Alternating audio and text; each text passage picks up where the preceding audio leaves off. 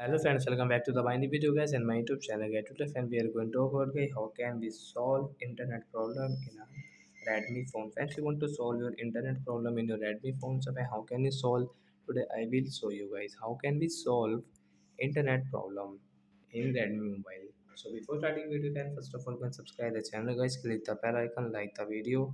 So first of all guys, we will on phone setting. After on phone setting, scroll it.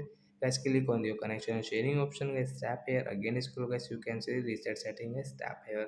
Guys, tap on reset setting, and guys, you have your pattern lock, and guys, you have your password. So guys, you will have to enter password means you will have to draw your pattern. So I have my pattern lock, so I will draw my pattern lock. Then guys, you can see this OK option. Guys, this notification. Yes, tap here. Then guys, your internet problem will solve after 4 and 5 seconds. So guys, you can use your internet setting without any problem. Suppose guys, you have any problem, any another problem in your internet settings, so wait, don't worry guys, take a screenshot of your phone model number, send me on comment section. I will check, I will help you. Bye bye friends, thanks for watching the video guys.